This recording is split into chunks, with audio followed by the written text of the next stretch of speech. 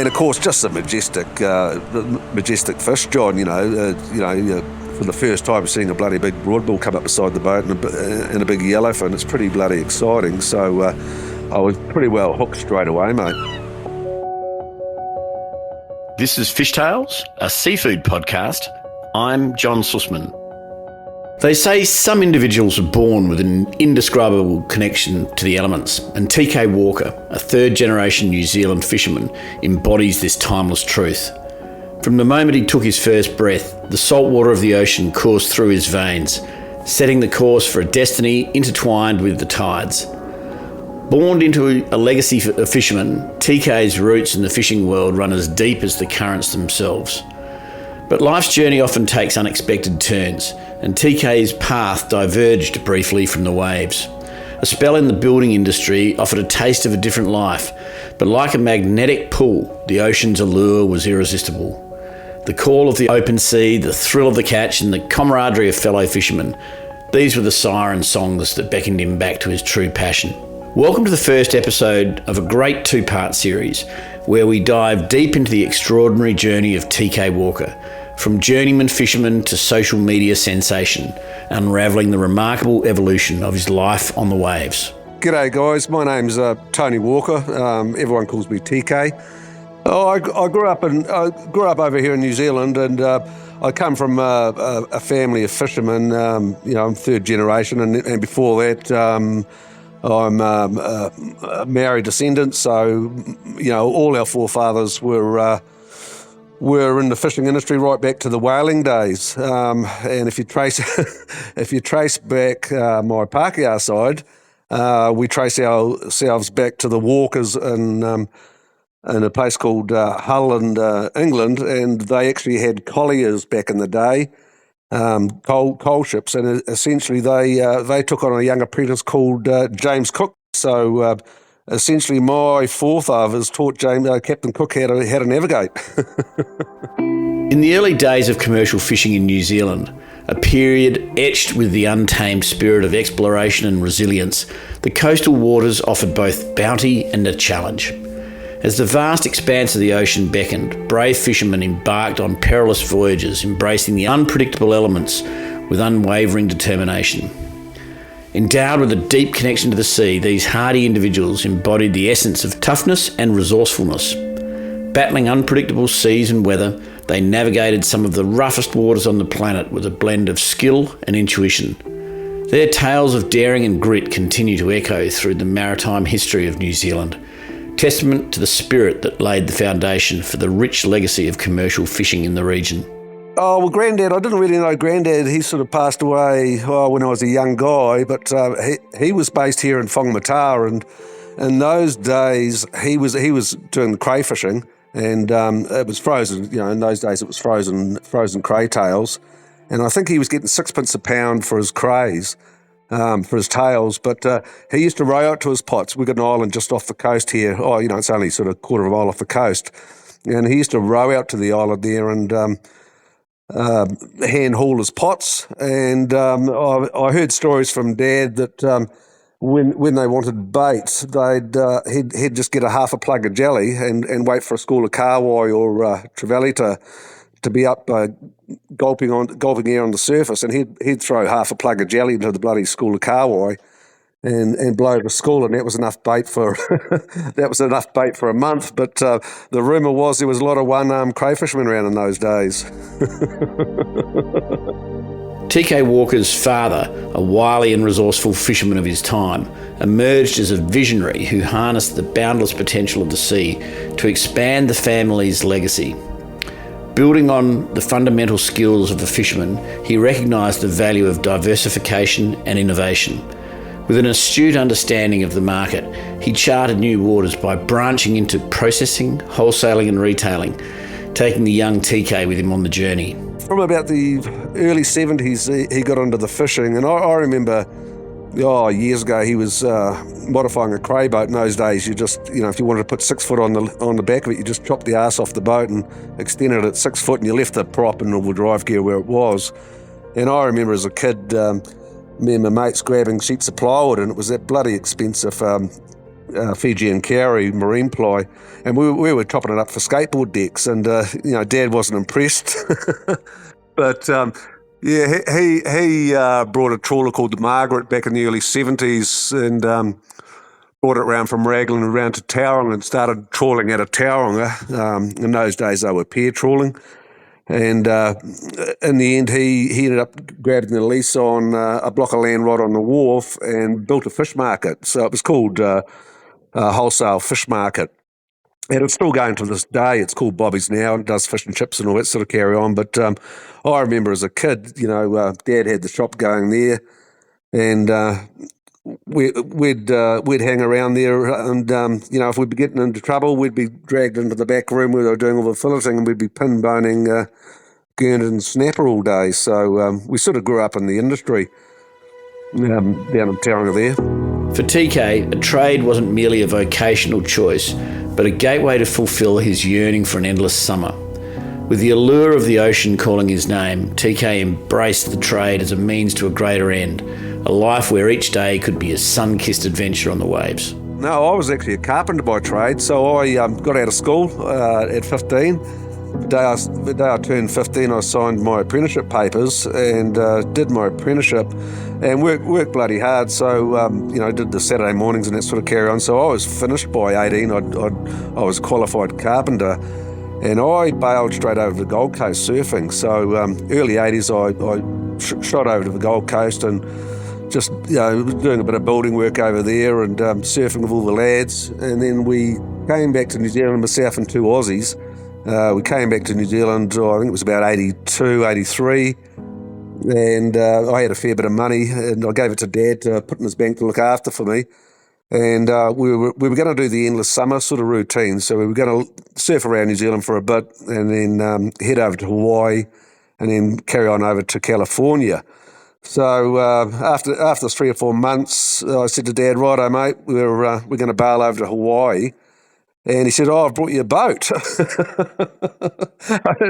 I was bloody mortified. So I got stuck with this 25-foot bloody crappy old boat, and my mates bailed over to Hawaii, and I think one of them still living in California to this day. So I got stuck on this little 25-foot boat, snap-along lining, and I knew absolutely nothing about boats or anything. But Dad basically took us out for a trip and said, "Righto, these are your landmarks," so we'd line up the bloody a pine tree with a fence line, and there were old landmarks that Granddad had passed down. And he said, "Righto, this is how you do it," and basically left us to it. So I got thrown in the deep end, mate. And there's no electronics at all, nothing like that. We had a compass, and that was it, and I barely knew how to use that. So in those days, you navigated off your lighthouses. You knew your patterns for your lighthouses for your out after dark, and you made your way up and down the coast. So I got thrown in the deep end, that's for sure. In the unpredictable world of fishing, good fortune often walks hand in hand between luck and unwavering persistence. It's a realm where the tides can shift unexpectedly, favouring those who possess not only the skill to seize opportunities, but also the tenacity to weather the stormy seas and unpredictability of fishing.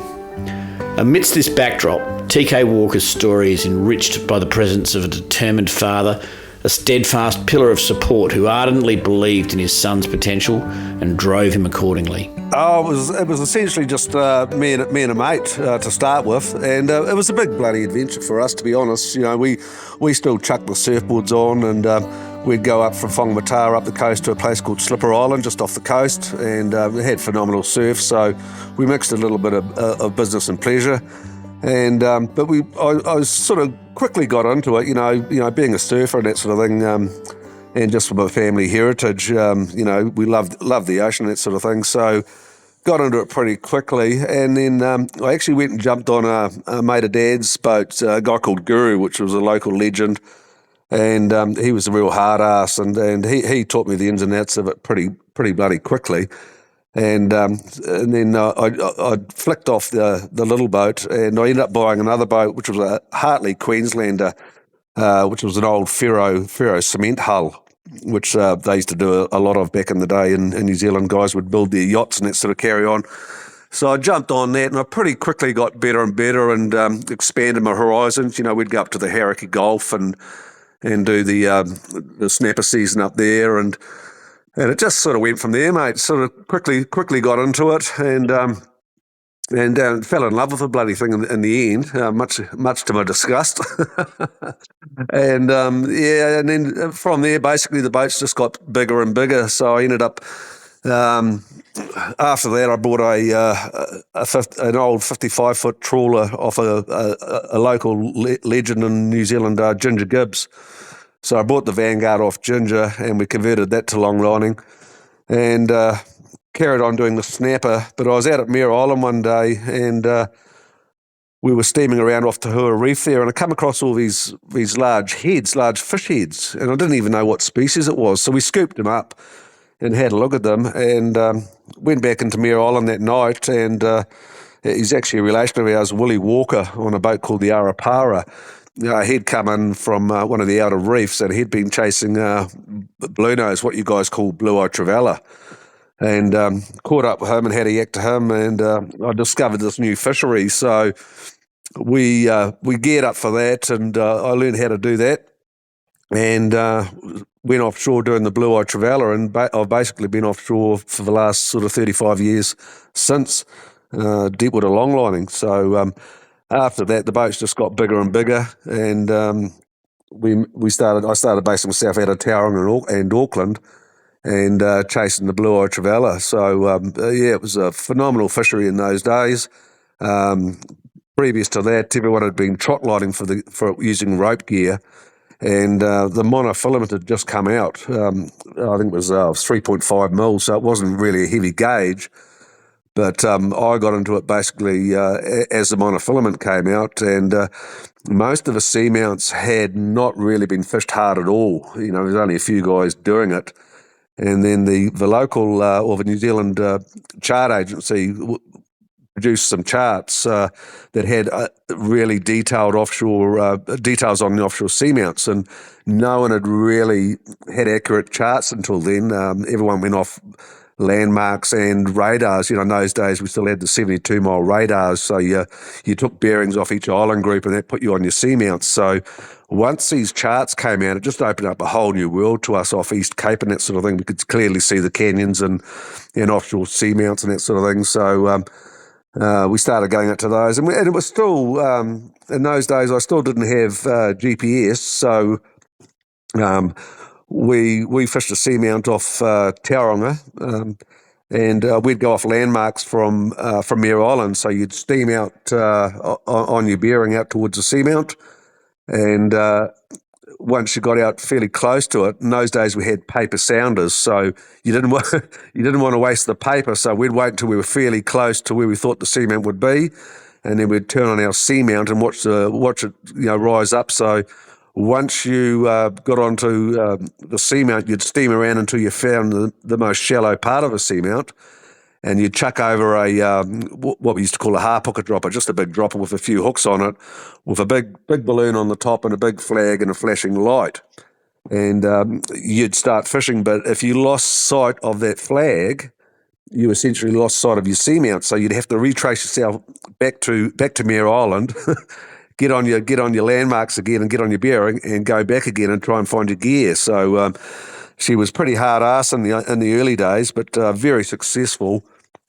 But we did notice in those days, we had no idea on the size of the biomass and all that sort of carry on. So we fished just a few of the seamounts, and we soon found that if you fished them hard, you basically emptied them. So we soon learnt to farm our seamounts.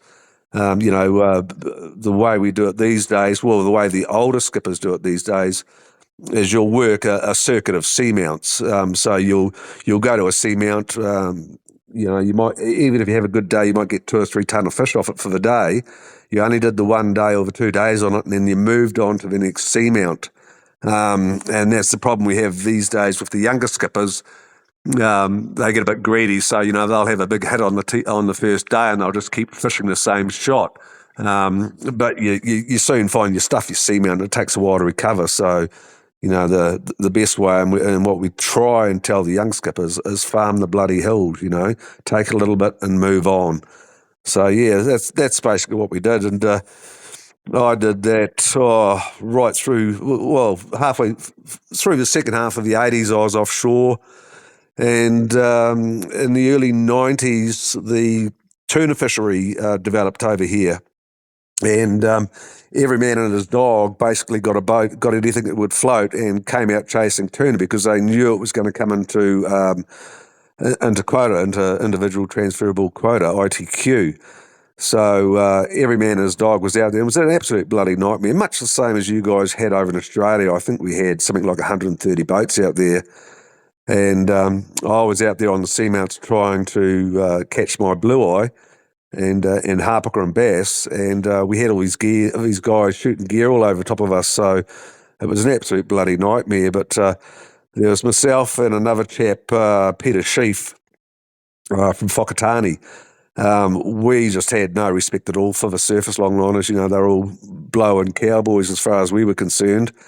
And we just stayed doing the bottom longlining, the demersal fishery.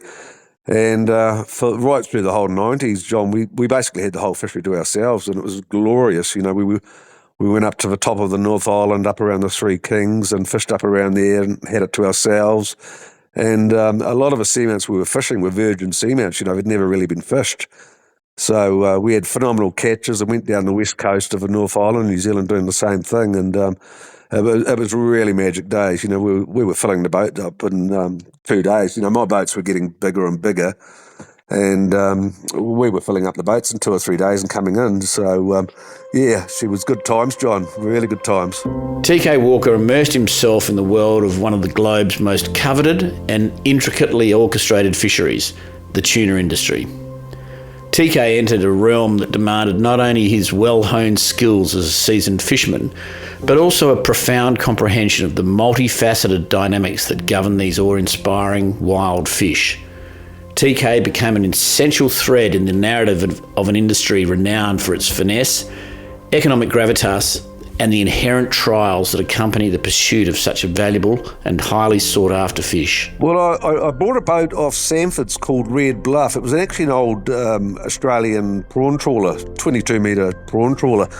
So I brought that off Sanford's, and it was originally set up by a crowd called Simonovich Fisheries over here. And it actually had the tuna longline gear on board. And it was beautiful gear. It was the American Lidgren Pitman gear, absolutely beautiful gear. And by that stage, I'd started to get into automatic longlining, using the Mustard system. So I brought this boat and had it all on. And I said, I'm going to cut all that shit off and get rid of it. And a mate of mine, Corey, said, no, mate, you never know. You might enjoy it. So I left it on there and set up a 15,000 hook autoline system on the boat, and continue, chasing the pink ling and the blue-eye trevally and that sort of carry on. And then I was out off the Poor Knights on the east coast of the North Island there one day, and we'd been fishing, and it was flat-ass calm, and I was looking at this gear, and I sort of had a look around, because everyone knew that I'd sort of poured scorn on the tuna boys and that sort of stuff, and had no respect for it. And I had a look around, and no one was around. I thought, I might just have a little play with this carry on. And I had a bin full of hooks down in the ice hold that had been down there the whole time, and but didn't have any beacons or any floats. But I had a whole lot of 20-litre plastic oil containers and that sort of carry on. So I chucked the flag over and run out about 5 miles of line, and bugging me days, I caught a couple of big sorties and a couple of yellowfin and a couple of big eye. So that was me, mate. I was hooked. Because that's why I switched essentially from doing the snapper to the blue eye and the pucker. It was. I've always been a numbers guy, so I'm thinking, with the snapper, you're getting for every 100 hooks, you're getting a bin of snapper type of thing. Well, I thought, if you're doing the pucker and blue nose, the fish are a lot bloody bigger, so it doesn't take as many fish to catch a ton of fish. And the same thing applied to the tuna longline. I caught that sortie and the big iron yellowfin. I was looking at the size of things, bloody hell, you're only going to need 10 of these to get a ton. So, and of course, just a majestic fish, John. For the first time seeing a bloody big broadbill come up beside the boat and a big yellowfin, it's pretty bloody exciting. So, I was pretty well hooked straight away, mate. As TK Walker's fishing skills gained recognition and his opportunities multiplied, the inevitability of moving to Australia became apparent. His expertise and dedication attracted attention within the industry, opening doors to new horizons. I got the shits basically with the fishing companies in the end, and I went outside the line. I was fishing in international waters on what's called a high seas permit. So I was out at the Wanganellas and a few of the northern seamounts for about 5 years, just fishing outside the line. And what I was doing was basically going through a broker, and he was just clipping me a straight 5% off the top, and was provided me with the documents from Sydney Fish Market and all that sort of thing. So it was all nice and transparent. But at the end of the day, I was thinking, because I was just proving a point, really. Stuff you New Zealand fishing companies, you're too bloody greedy. But at the end of the day, I was steaming 300 bloody miles every trip just to go outside the line, and it was, just because of my pride, really. So I basically sold my last boat to J. Catherine, and just became a hired gun fishing for other guys. And then a couple of years, just before coming over to Australia, I had the total shits with the whole industry, and I went charter fishing for a crowd called Cascade Charters in Whakatane, and that was really enjoyable. Yeah, really enjoyed that. The boat I was running was an old Australian Randall. It was actually it used to be a police boat. It was called Tracker 2. And it was originally, I think, a New South Wales police boat, and it even still had the frame. You could see where the cells were up the front, where they must have been arresting a drunken fisherman or whatever. So I ran that, and we'd get bookings, and we were fishing White Island, which has got absolutely incredible yellowtail kingfish fishing, and of course your bass and blue nose and that sort of thing. And we'd also fish the legendary East Cape. For the bass and kingies, and we'd get the odd blue and striped marlin, and every season we'd go up to the Three Kings, which was every recreational fisherman's fantasy to go up there and catch the monster fish up there. So you'd get parties, and they were most of them were tradies, just young guys. They'd save up for the year, and we'd take out five guys at a time, and take them out for, they were normally 5-day trips. So we'd take them out and just put them on to fish, work hard, and put them onto the fish of their lives. And it was bloody good, but, after so many years in the commercial industry, my people skills aren't that flash, and still aren't to this day. So I have a low tolerance for dickheads, shall we say? So yeah, I'm not really a people person, John, and still aren't. So, but I'm learning. I'm trying. Yeah, but it was great, but essentially not enough work. Even though we were one of the busiest charter boats in New Zealand, you've got to remember just about every tradie in New Zealand's got his own little runabout, a little trailer boat, and they're bloody good trailer boats. They can go well offshore. So at the end of the day, yeah, most of the tradies got their own boats, and they were just jumping on board with us to go out and for the big adventures. So there wasn't really enough work for me, John. So I thought, I actually saw an advert for a position over in Australia, and I thought, I'll apply for that, and that'll be my last bloody hurrah as a commercial fisherman. And came over to Australia to work for this company, and thoroughly enjoyed it. It was a new experience for me, fishing up in the Coral Sea, fishing in board shorts and singlets. Was a real treat for me, and I liked the challenge, John. It was a whole new fishery. Basically the same style of fishing as we do at home, slightly different ratios, but yeah, it was just nice to be going up into the Coral Sea and out towards Lord Howe and enjoying a new fishery. And when I got over here, great bunch of guys. I was up in Mooloolaba, and all the other fishers were very welcoming. And I had an absolute blast. Slightly different species, or slightly different habits. Even the swordies, it's sort of different bite times and different habits and different depths. But it's just a matter of fine tuning your ratios on your gaps between your hooks and the gaps between the floats and that sort of carry on and that sort of thing. But it was really much the same. But there were some species I'd never caught before. So the wahoo and that sort of carry on. So. It was just a new challenge for me, John. And that was the thing I like is new challenges, especially at my age.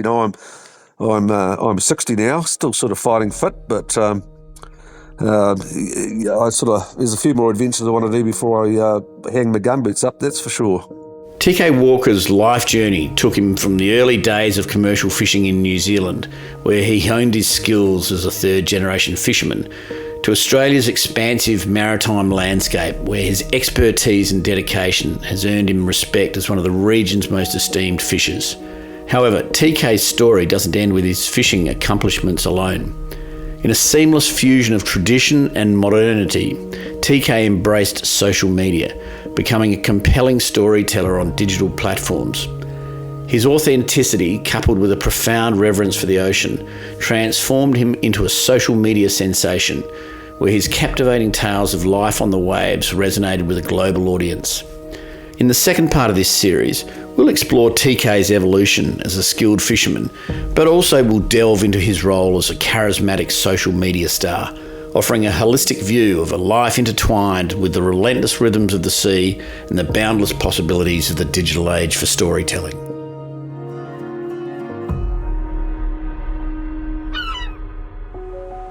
This is Fishtales, a seafood podcast. A Deep in the Weeds production. I'm John Susman. Follow us on Instagram at Fishtales Seafood Podcast or email us at fishtalespodcast@deepintheweeds.com.au. Stay tuned for more tales from beneath the surface of the seafood world every Friday on your podcast app.